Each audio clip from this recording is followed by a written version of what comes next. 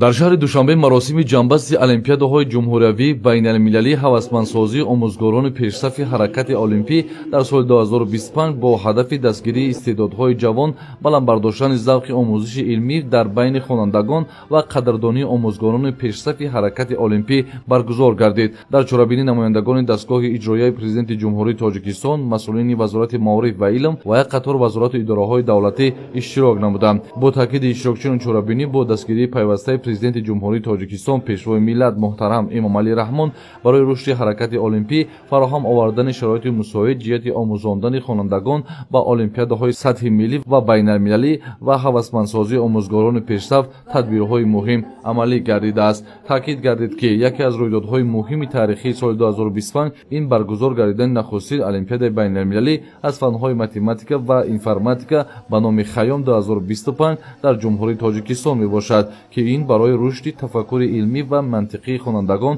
густариши ҳамкориҳои байналмилалӣ дар соҳаи маориф, баланд бардоштани нуфузи низоми таҳсилоти кишвар дар арсаи ҷаҳонӣ ва ҷалби наврасону ҷавонон ба омӯзиши фанҳои дақиқ заминаи мустоид фароҳам овард. дар вазъияти тантанавӣ ба ғолибони озмуну олимпиадаҳои ҷумҳуриявии байналмилалӣ, инчунин омӯзгорон дар соли 2025 бо сипосномаву ифтихорнома ва мукофотпулӣ сазовор гардонида шуданд.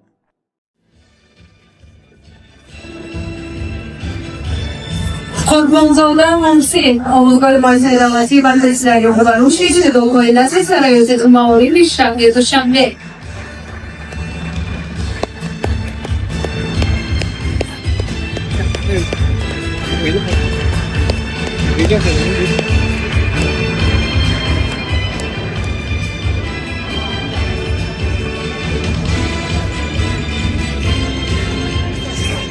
خبر باشد